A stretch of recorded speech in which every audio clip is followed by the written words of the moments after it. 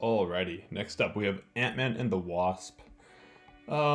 This one's not good. Sorry guys. I would have to put it probably in the not good category overall, just because it's a huge degrade from Infinity War. Not just on the scale aspect. Like I have no issue with movies that try to go smaller in scale after your big spectacle. But in this case, I just think the writing in this movie, specifically for Ant-Man and the Wasp, is really bad.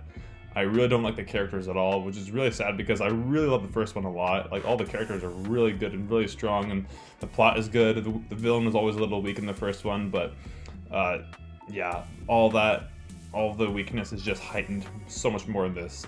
It's just a bad comedy with really just cheap, fluffy jokes that just don't leave an impact, and even the emotional beats don't go anywhere, and it's just really.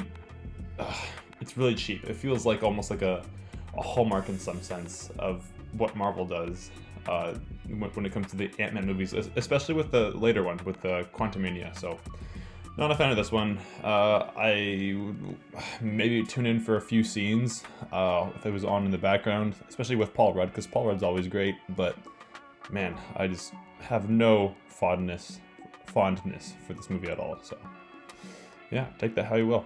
Moving on, we have Captain Marvel. I'm not sure why this is reversed, but it should be Captain Marvel in release order first. So I also have to put this one in the not good category because I do not like the main lead of Captain Marvel.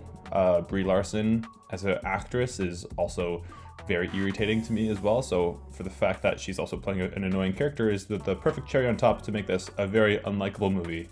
I really hate the origin with Nick Fury of how he got his eye. It's a stupid throwaway joke that leaves no good repercussions later on, especially when you think back to how intense he is in the Winter Soldier movie.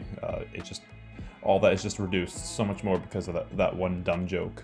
And yeah, overall, just the plot overall is just really not that cool or fun to watch, just because this is when Disney was really starting to start the girl boss trope with all their female heroes, especially with the live action Disney movies. And the whole climax of this movie for Captain Marvel is that she was strong the whole time and she didn't even know it. She had to fight her way through to get even better, and that's such a weak plot point for any good movie. Like, even for if it was a male character, it doesn't matter if it's a girl or a guy. That's not the point. It's just the fact that it's a really lazy writing. It's just a stupid ego boost to get these female characters to be way more stronger and way more powerful than ever before. And it comes off so cheap, not earned at all. And it's just bad writing overall. Case in point. Moving on, Endgame. I actually like this one quite a bit. No one else really likes this one as much as Infinity War, and I'm kind of in the same category as that, but lots of people over time give this much more of a bad rap than I really think it deserves for some reason. Like, I know the whole time travel aspect is a huge part that people don't like about it, and I'm kind of in the same category once again when it comes to that, but people judge it way more harshly because of that.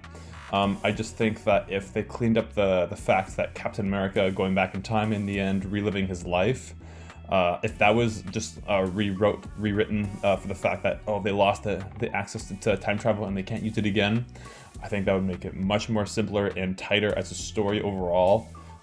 Because if you have that MacGuffin or that access point that you can always go back to for the later movies, it really degrades anything from the past history of Marvel, because, well, you can just always go back in time now to fix whatever incident or chaos that ensued later on, or earlier on, I mean. So I just think it really leaves just a weak plot point at the end. I think they really just should have gotten written either of the time travel aspect at the end of the movie or not introduce it at all, because if you have it throughout the whole movie and make it a real thing that can be used throughout the whole series from then on, I think it creates so many more problems that the whole MCU is a failure in that case, because, well, look at the stuff that happened in the first Avenger, or look at the stuff that happened in Doctor Strange or Civil War or whatever it is. all this could have been reduced if you just went back in time now, because now time travel is a thing. So it's either you get rid of it entirely and don't introduce it into the movie at all, and they have to find a new way to fix the problem that Infinity War left off from Thanos, or you take away time travel at the end. Those are my only really big problems with it, but other than that, the movie itself is still really good. All the payoffs that the series has built up to this point they pay off so well. They are amazing. Everyone always points out the Captain America holding Thor's hammer that's incredible. There's never gonna be a moment like that again in cinema for a build-up. I feel like. I mean, there's been a few moments that have been a good homage to that, like with No Way Home, or even like Deadpool and Wolverine and all that. But the fact that the Marvel series has set up that from their own universe, starting from day one, all the way to this point, with the Infinity Saga, is just incredible.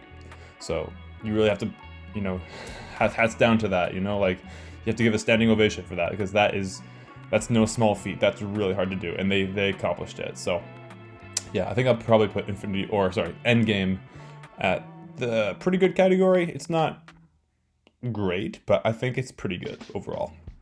I'd probably put it, I think I'll put it in front of Thor. I think that sounds about right.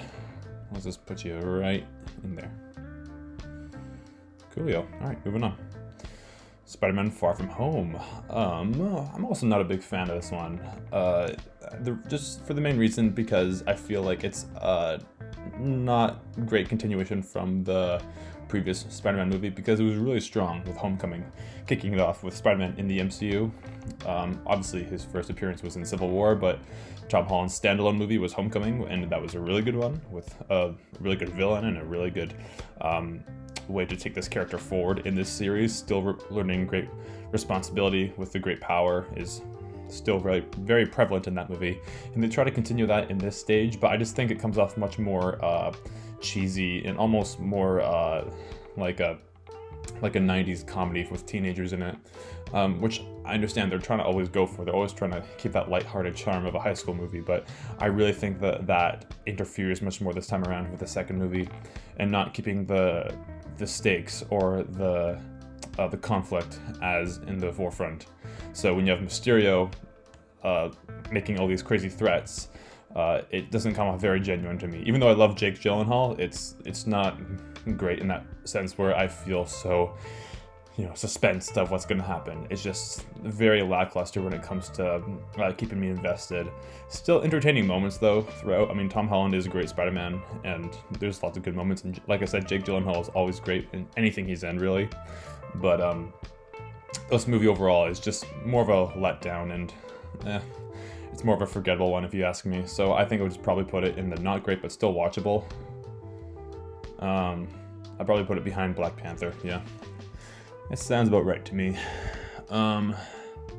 Black Widow. Oh man, this is where we're getting to the really not good stuff. I'm not a fan of this one either.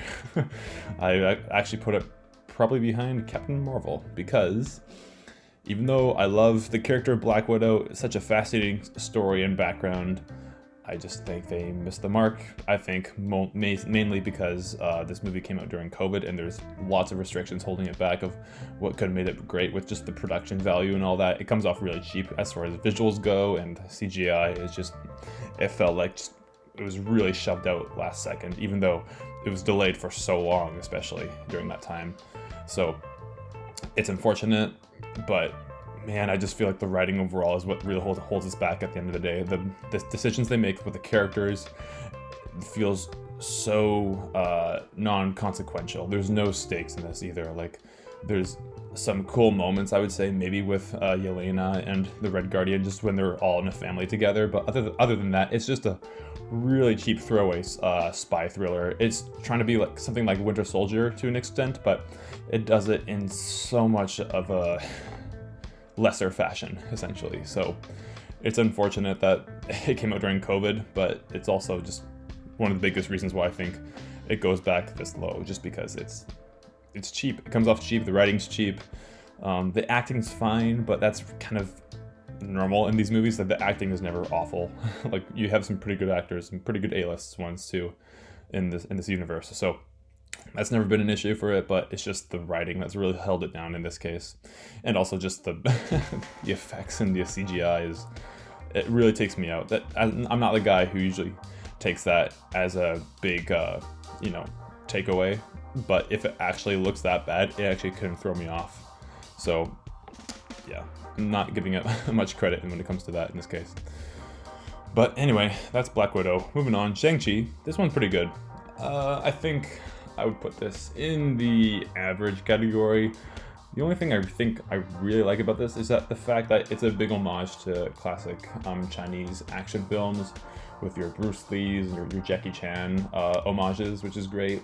I love the action that's filmed all in camera, like really good wide angle lenses that just lets you see the whole performance of like a big choreographed dance. Essentially, it's really cool to watch. It looks amazing. I love the fight scenes in this.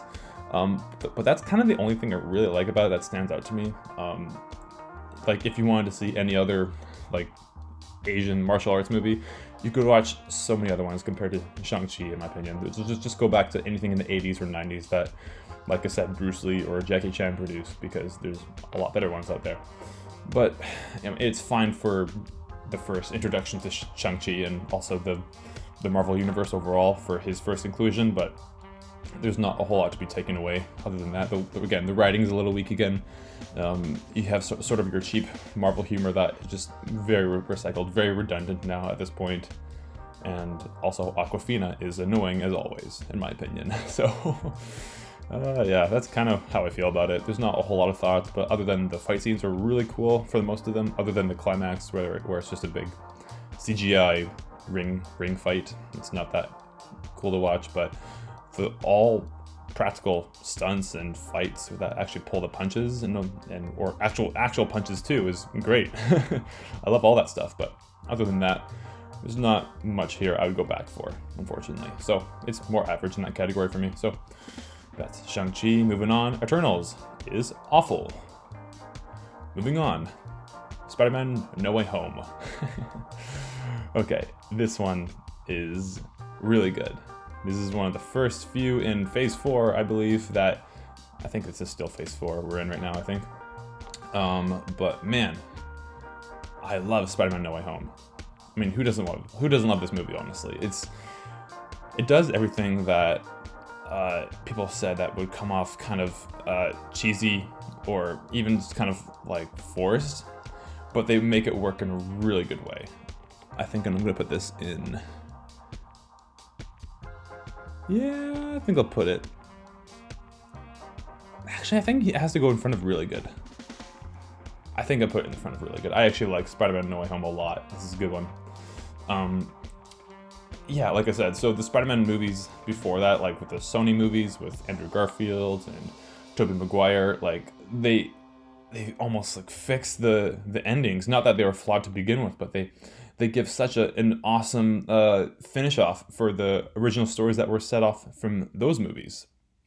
And I just love it for the fact that it course corrects some of the flaws that people had with it, or even just with the actual purposeful story arcs they had with like Doc Ock, for example. You change him to a guy who's healed again, and it's just so cool to see that they come full circle. And the fact that it's also Toby and Andrew coming back to reprise their roles as these iconic characters, who is the same character as Spider-Man, but different universes. And it's just so cool to see that they are just the same guys who've been doing what they've been doing for so long.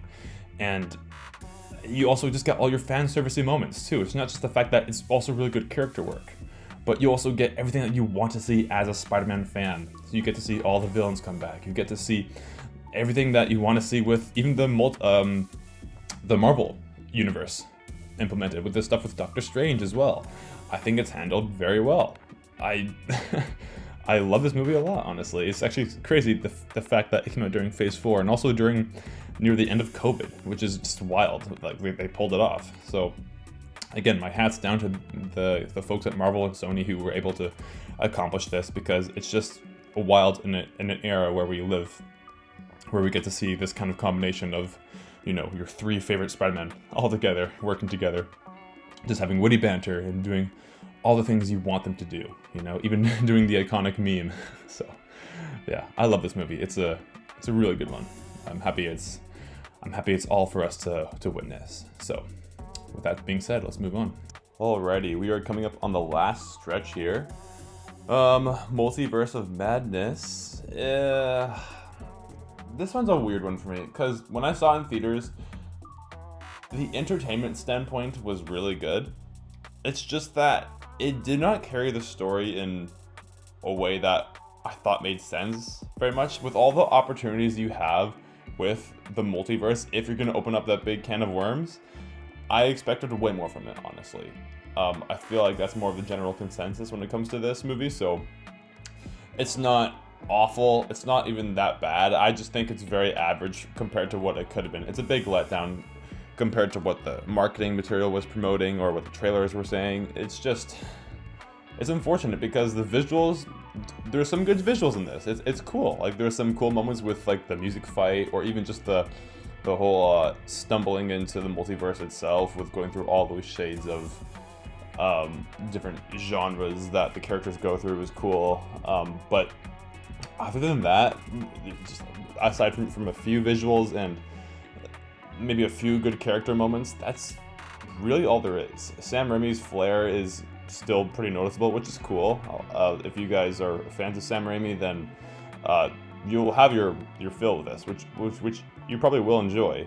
But I don't know, I feel like there wasn't a whole lot of substance here, especially regarding the story-wise. It's just not exactly what I'd go to as a classic for me, especially in the Phase 4 genre, which is unfortunate. It's not some of the worst, because there are some pretty bad ones coming up soon still, but it's not memorable, unfortunately, which is what Doctor Strange should always be. Because when I think of the first one is just miles ahead of this, with its visuals, with its story, more so of a classic hero's journey in the first movie. So I'm just a much bigger fan of the first compared to the second. And Wanda being the villain it's fine. It makes somewhat sense of her becoming more of a villain, because she did some pretty villainous things in her own TV show.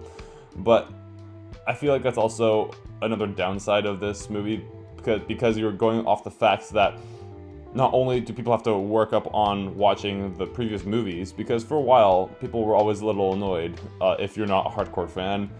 Watching all these movies can be somewhat of a big task to accomplish sometimes, if this is not exactly your genre, right? So the fact that if people are asking, like the executives at Marvel are demanding you to watch all these new shows on Disney Plus, and then you have to follow those threads to get to this main storyline again, that's just a lot of homework, especially when the story is not presented very well, because most of the Marvel Disney Plus shows are not good, unfortunately. So when you have to go back from that then to this, it just feels so much more tedious, and you're not getting much out of it. So I think that's also a big stumbling part for just this movie overall. That's not much more so for the story, but more just so for the meta material that this movie was surrounded by at the time. So yeah, unfortunately, I think I'll have to put Doctor Strange, the Multiverse of Madness, probably an average. It's just very kind of forgetful to me, honestly. I don't stick with this one very much.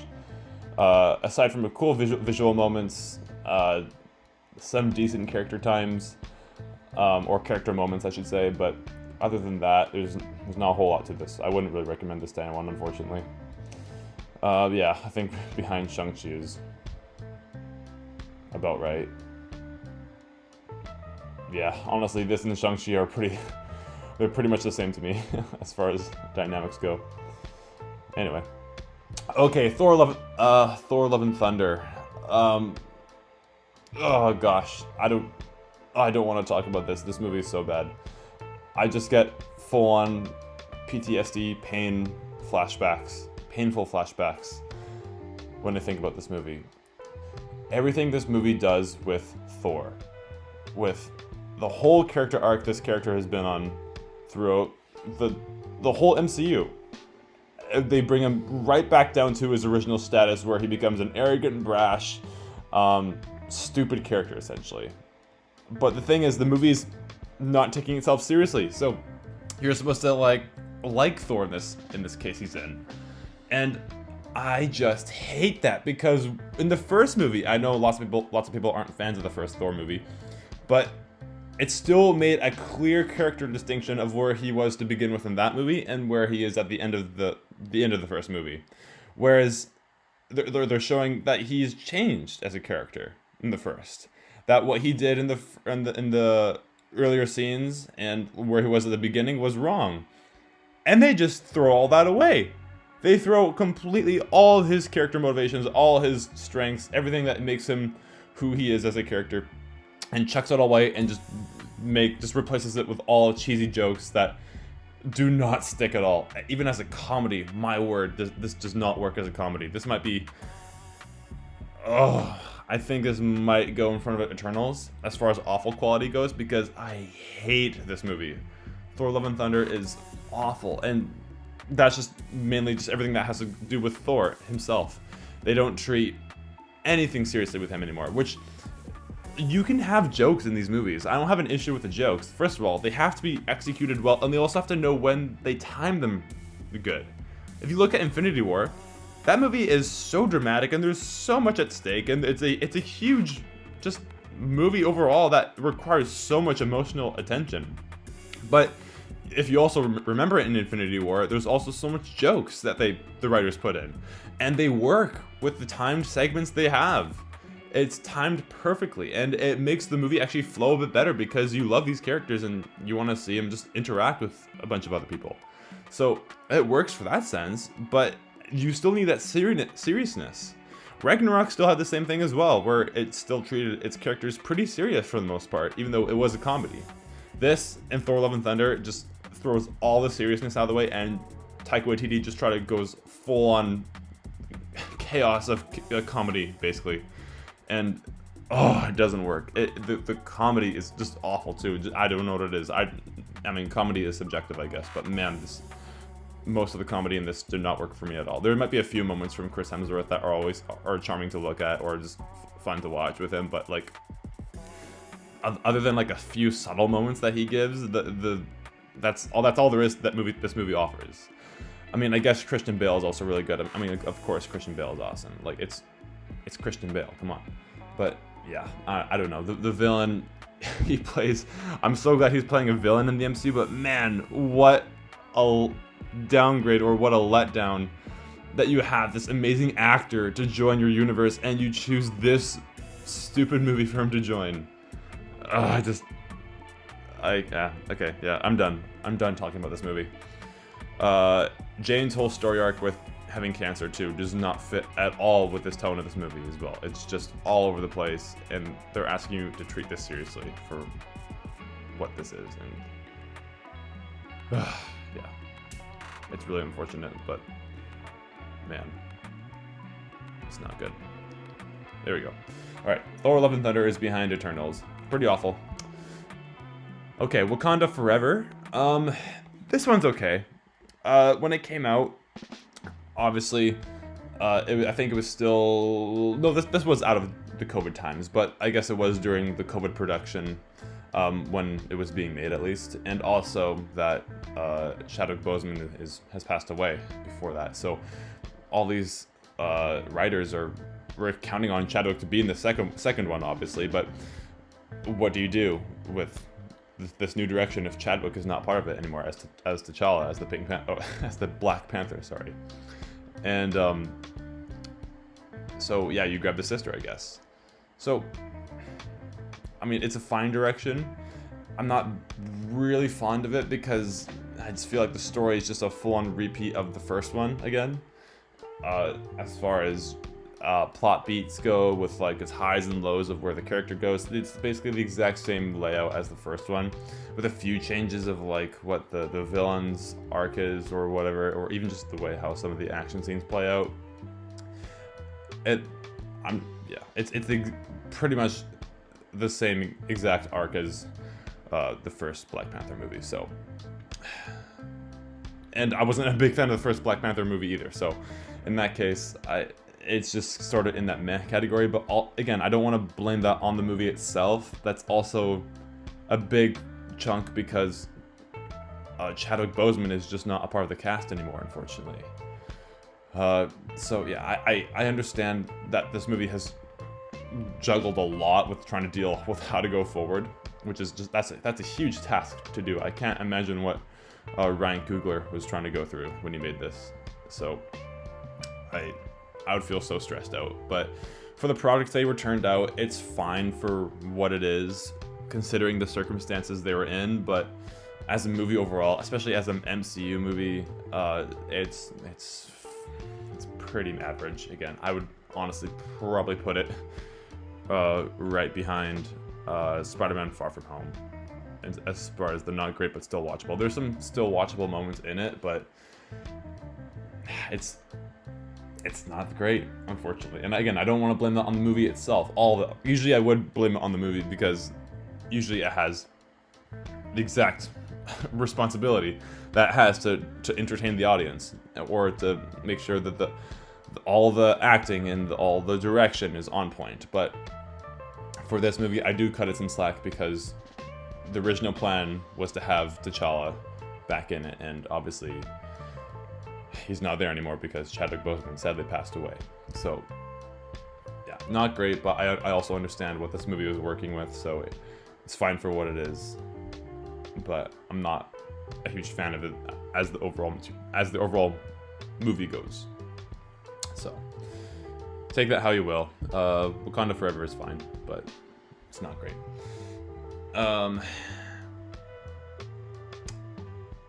Ant-Man, Quantumania.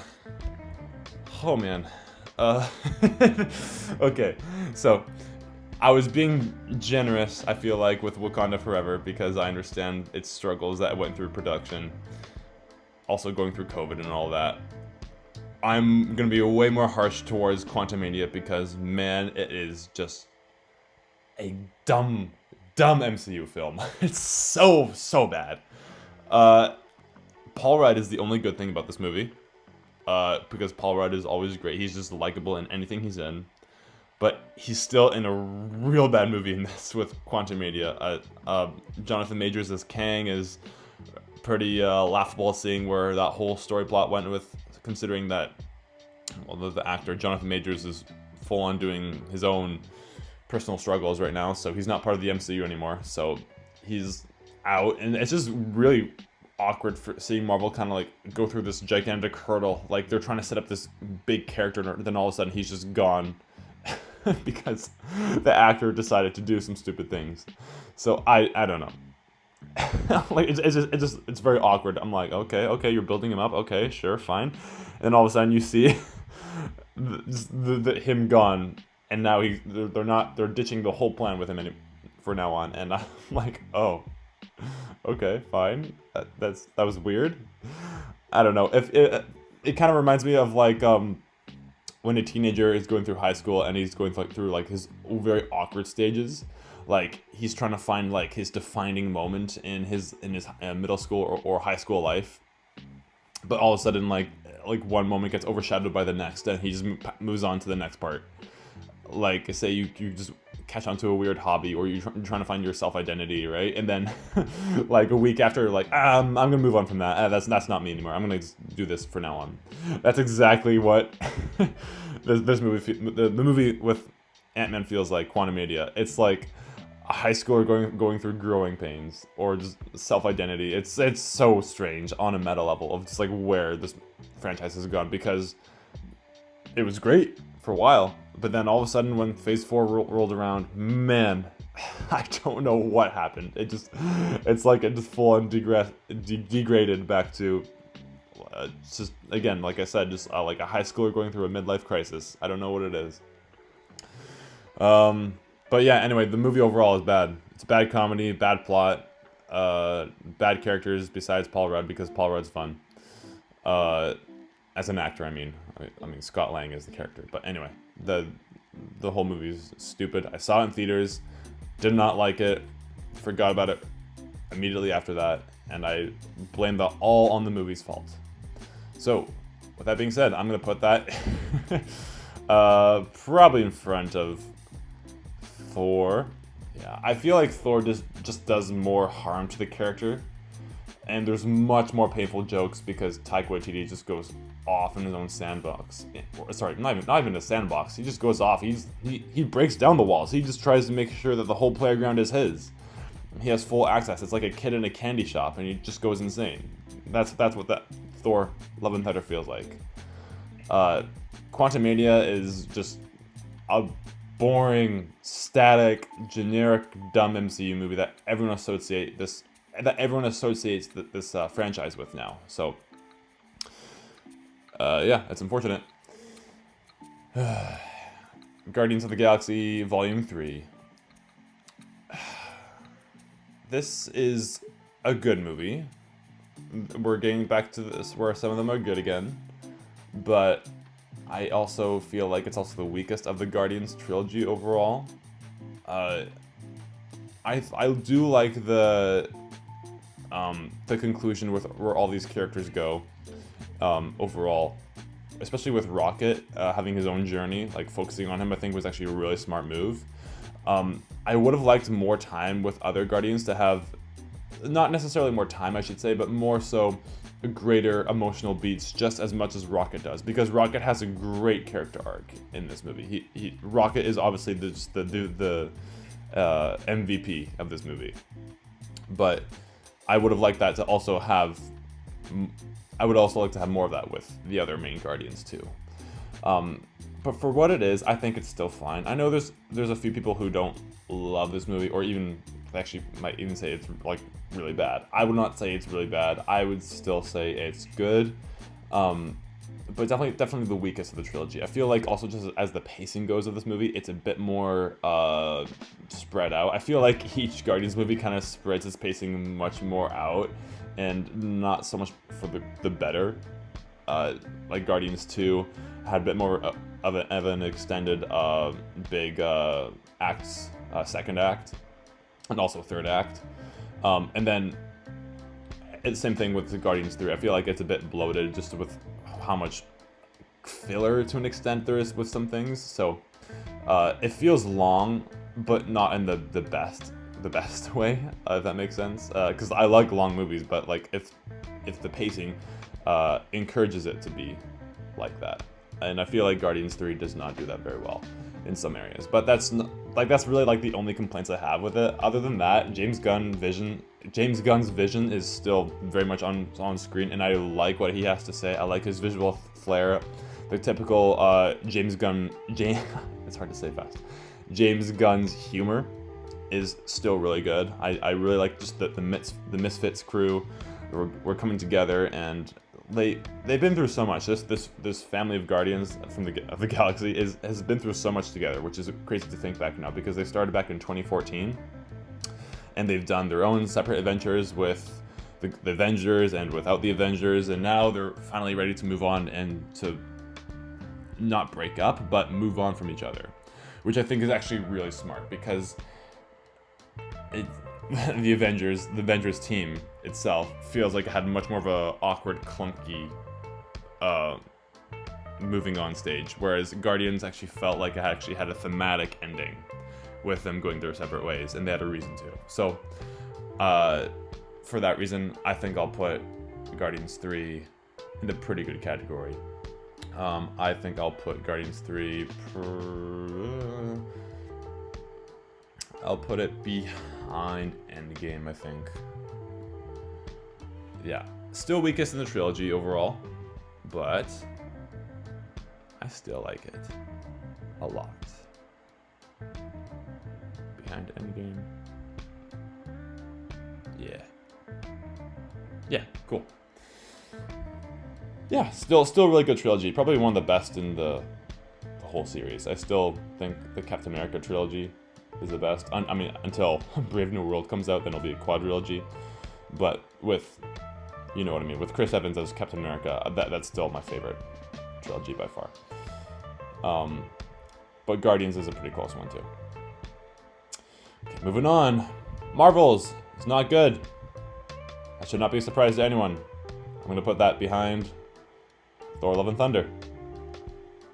I don't like Brie Larson already, and adding 2 other randos who do not fit a good cast as leads is also not good. Monica Rambeau from WandaVision is fine, I guess. Like, she's like the person I can like give like the most leeway with. It's like, okay, you're fine, just go ahead, but just be careful though, don't break anything, you know, alright? Whereas Brie Larson, I have to like, I don't know why, I'm just thinking of like children analogies now.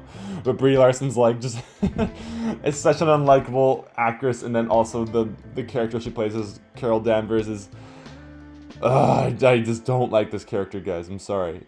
She's so irritating. And then also Miss Marvel is fine as well. I think I forget the actress who plays Miss Marvel, but she does a fine job. She always feels like she has like that fun, like youthful energy that she brought to her original show. But the story does not matter at all. These characters overall do not matter at all to me personally, and making that a whole runtime of like 2.5 hours or 2 hours or whatever is the exact nail in the coffin I need to say that the MCU is really bad now. Yeah, like I said, it's very just boring, bad, like just schlocky slop that everyone associate. That's a hard word to say. That everyone associates. I think that's how you say it. Associates. There we go. That everyone associates. Never mind, I can't say it. That everyone thinks about when they say the MCU of Phase 4 is bad. The Marvels is just the epitome of that. So, yeah, I feel like I'm not stepping on new ground when I say these things. Quantumania is not good. Thor: Love and Thunder is not good. Eternals is not good. The Marvels is not good. These are like bottom of the barrel, and it's, yeah. I don't think I have to go into much more of why I think these are bad. Everyone knows this already. If you like any of these movies, I'm actually very curious. I want to see your defense. Please let me know in the comments if you like any of these 4 movies. Or heck, even the 3 up here, the not good ones. Let me know if you like these ones too. I'm very curious to hear why. Yeah, anyway, moving on. Deadpool and Wolverine. Okay, this is the last movie of the list because as at the time of recording this video, this is the last official MCU movie that has been released. And I'm so glad to say that this is a good high note to end on because honestly, this is more of just like a big Fox ending with the merger with Disney. Like now that Disney owns Fox, like you can obviously make Deadpool movies and X-Men movies now, which is cool. And I have to say, this doesn't even feel like a Marvel movie. I mean, to some extent, there's some similar plot beats, like, you know, sort of like the underdeveloped villain with lots of CGI and just a sort of a strange 3-act structure. That's kind of more of my typical Marvel formula I'm used to, which this movie kind of goes back to, which is good. Sometimes they hit the nostalgia factor for me. Back when, you know, Phase 2 and, you know, some of Phase 3 was kind of going about their business. But anyway, Deadpool overall and Wolverine. I've always liked this movie a lot. It's a great ending overall for the Deadpool trilogy. It's probably not even an ending. Who am I kidding? They're probably gonna make more of these. But as a third inclusion in this genre so far, I think it's really good. There's always a few nitpicks you can pull apart with this movie a lot, but I would say overall that the character and the story is very much in line with what the Deadpool universe has set up already, or I guess more so just the Fox universe with the X-Men, but Deadpool slides in perfectly with this world so well. And I don't know what it is. It's just also so thematic and so satisfying hearing Deadpool just call out how bad the MCU has been later on. Like, we made some mistakes. It's not been good. We need to course correct. It's nice to see that, you know, Kevin Feige or whoever it is, the executive of Marvel right now, is just kind of being more self-aware, and they're willing to poke fun at themselves, which is nice because for a while they were not willing to do that. So I'm happy with that. Hugh Jackman coming back as Wolverine 2 is obviously amazing. it's always a blast him coming back as this character. Even though he had a really good ending with Logan, they made a really good reason why to bring him back again, because they don't want to touch that main storyline of Logan. Obviously, you know, it's sort of like the sacred ending that everyone always like says, like, leave it alone, you know, right? It ended good. That movie's great. Just leave the ending alone, right? And Deadpool obviously sort of mocks this idea, which is, I think, is very much in character with him, which is really fun. I just love seeing him dig up the grave and just pulling the skeleton out and eventually using his claws to fight off the TVA. That was, oh, it's so satisfying seeing him just get all the TVA guards. That was awesome. But again, also bring the character back of Wolverine in a different universe, I guess, which is basically what you have to do in this scenario if you're going to bring back this character, and if you also brought the multiverse back into this equation. So, yeah. Deadpool Wolverine, very entertaining, very funny with its jokes. I mean, Deadpool is always supposed to be funny, but I also like that Deadpool has always remained the same emotional character. Like, he still has some just depth to him. He's not just a wisecracking, sword-slinging gunsman. He also has feelings. He cares about stuff, you know? That's a perfect example to think back in the first and second Deadpool, where he cares about his girlfriend Vanessa, or if he cares about Russell, you know, like all these guys that he has affection for, and he wants to help, right? He's not just an assassin who just does anything for money. He's not just a blank static character. He has depth, which I do like a lot, which actually helps, I think, the comedy shine through more, because you have those emotional moments, like working with the humorous moments as well. So that's great. I think the only nitpick I would say I have with this movie is that they really kind of shun Vanessa's character to the side, and they want to make room for more you know, Fox characters or like cameos or whatever, which don't get me wrong, I love the cameos. The cameos in here are awesome. But I feel like Vanessa has so much depth with Wade already, Wade Wilson. And I feel like a lot of that is just sort of reduced just to a few lines or sentences when they get together in their, you know, their big family get-togethers, and I don't know. It just feels like there could have been a bit more there, seeing that there is much more in the past with them. But that's kind of my only gripe I have. Like, again, I'm a guy who likes consistent characters with consistent flaws that kind of go out, or seeing how those flaws can be overcome through character arcs, essentially. And this movie kind of skips over some of that, and they just try to make more runtime for the main storyline or the cameos and the characters with the plot and all that. So, yeah, which is fine. I still like that. It's just that I just know that the average moviegoer will not care. They just want to see Deadpool and Wolverine do what they do best, and this movie executes that flawlessly. But for me, I wanted just a bit more character work with Deadpool, and even with Vanessa and whoever that was close with him in the previous other movies. Like, even having Cable or Russell back would have been great. I don't know where they went. I feel like they would have fit in the story naturally, very nicely, but yeah, I don't know. They didn't bring Josh Brolin back, or the kid who played Russell. So I don't know. But yeah, it's fine for what it is. This movie has one goal, and it does it very well. It achieves it flawlessly, but or I guess not flawlessly. I would have liked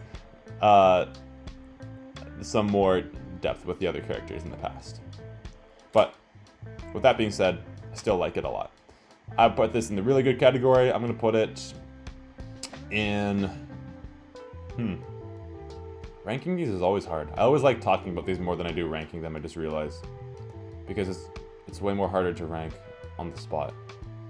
And I can just talk forever on the go about these movies. Let's put it behind. I'm gonna put it behind Guardians 1. Yeah. I think I'll put it right behind Guardians 1 and then right in front of Captain America. There we go. Alrighty guys, well, that is my MCU ranking. Phase 4 is rough. Everyone knows this, but there's a few good gems here and there. And overall, this universe is just what I grew up on, and I love this universe overall. Even with its bad movies, I still love the MCU so much. These characters have meant so much to me, like through my time through high school and middle school, when I was just going through rough times, or when I just wanted to escape or understand more about these guys and be in the world that they live in. And, you know, it also inspired me to start working out, you know, as soon as I saw Chris Evans, you know, out of that, the body pod. That scene changed me forever. And also seeing Chris Hemsworth workout routine, I was like, yep, I'm gonna start hitting the weights now. So, yeah, it's just so cool seeing where this universe has been and how it is now. But yeah, hopefully there's still more good ones coming eventually, but I also think that it's just time for the MCU to end if they can't make any more good movies, because it's been a while since they could like hit a consistent strife with a good selection. So, but we'll see what comes out in the future, because I know that this Marvel train, this movie milking cow, is not going to stop until people just stop coming to the theater, which is kind of sad, but we'll see what happens, I guess. But yeah, that's my list. Until then, guys, I will see you all next time. Thanks for watching.